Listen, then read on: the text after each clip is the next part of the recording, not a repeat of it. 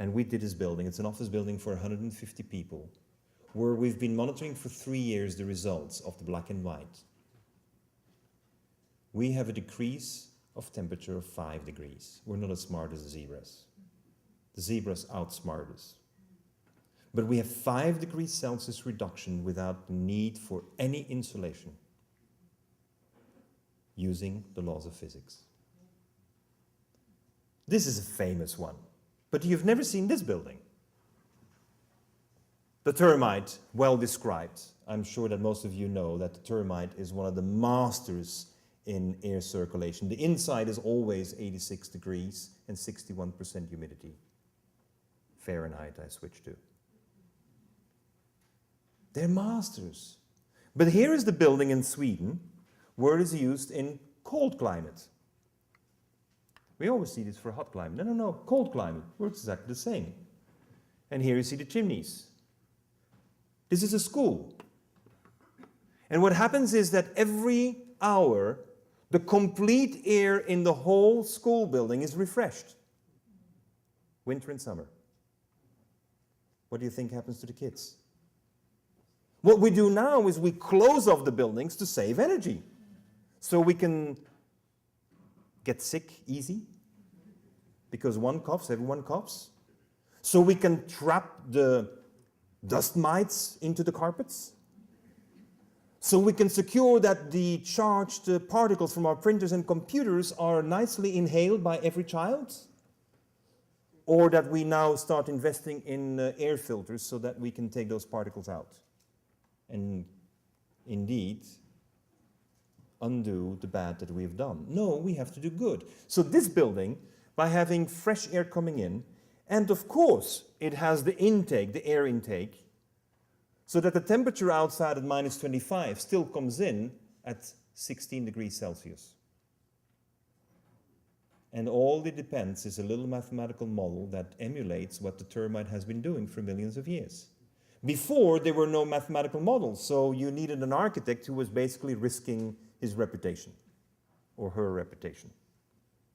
Because we didn't exactly know how it was going to work. But when you have the right data, and we simulate it correctly with the materials that we choose, then we're going to be in a position to model this perfectly.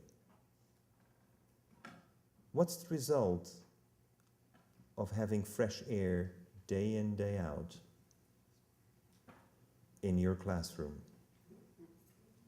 This school has the highest academic grades of the country. Because fresh air is what kids need. Their bodies need it. We cannot put them into a closed-up building where the air is recirculated continuously through air filters. Where, by the way, we're running the high risk of Legionella diseases, and therefore we will be using some harsh chemicals to secure that no Legionella will ever stick to any of those filters. And I guarantee you, when the school is off in the summertime, you will have molds growing everywhere, not in this building. Health for our children in the classes is the most important priority we can have. And on top of it, this is the nice news, it's a lower capital investment, lower operational costs, and lower carbon emissions. So we did what we wanted to do anyway, according to the energy efficiency principles, but in the meantime, we put health as the priority. But we need to correct this, because sometimes it gets too cold and the system doesn't work very well. Architects always say, oh, south-facing. Yeah, to do what? To keep the heat out?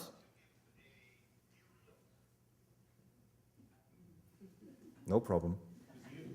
Again. Think about this. When we have a force coming at us from nature, we go against it. No, harvest it. Take it in. I mean, this is what Aikido is, this is what Judo is, this is what we all should be doing.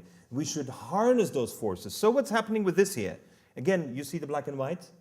We're playing again with black and white. But what's happening here? Cold air comes in here.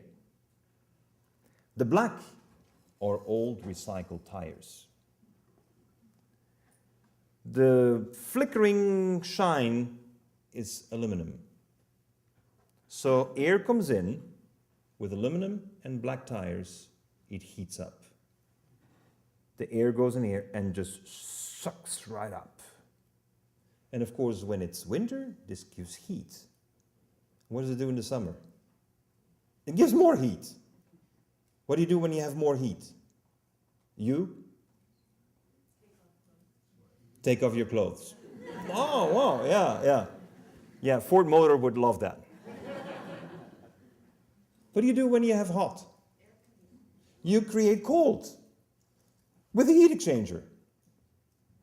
So basically, this gives you hot air in the wintertime and cold air in the summertime. And what do we have? A black wall, period. And a heat exchanger. The heat exchanger is right in there. The beauty of the heat exchanger on top is that cold air tends to go downwards. And when the hot air goes up, well, then the hot air is expanding, and then the way you design it, it will flow inside with the force of the expansion of the air. This is your air conditioner of the 21st century. Actually, no, it's the air conditioning system that's been operating for millions of years. But General Electric, Daikin, and a couple other companies thought it was more profitable to sell you these machines, which need maintenance, which guzzle your energy. And how many of the research department of General Electric and Daikin or Mitsubishi is actually interested in this? None. This is undermining the business. The cash flow, the maintenance, the service model. And so what we're realizing is that by something that is as simple as this, we're eliminating a $40 billion business, which we shouldn't have had in the first place.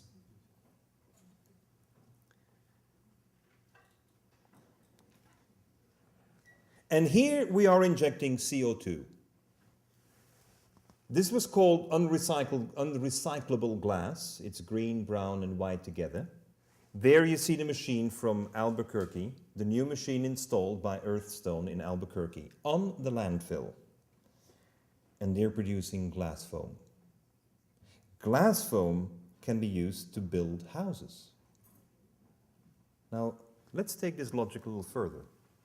This is the houses in Sweden. That's not from Earthstone, that's from a factory in Belgium. Totally separate from Earthstone, but some of you may know Earthstone. What is happening here? We're taking glass, and glass is like aluminum. It has a lot of embedded energy. And so that glass and that embedded energy is reconverted by injecting CO2 into a building material, which is a structural building material. Structural building material. It means it replaces steel, reinforced concrete, and cement from recycled glass.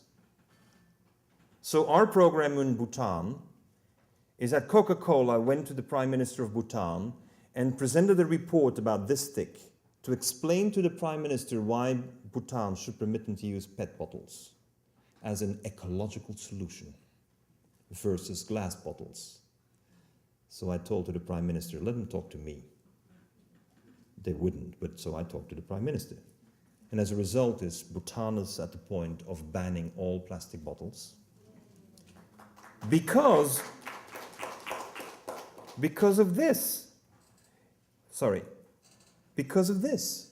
When you have a glass structure, glass foam structure, then you have no vermin, no rats ever coming into your building. No molds will grow in there. It's an insulator and a structural material all at the same time. And you're recycling glass, and you get even paid to take the glass. Isn't that nice? You remember what I said, multiple benefits? Now this is multiple benefits.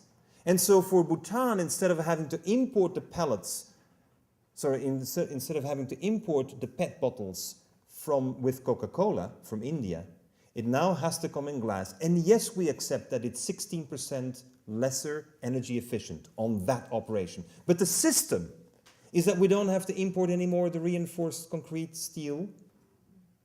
And that saves a lot more energy. And on top of that, with solely 5 million bottles, we have a break-even for the factory.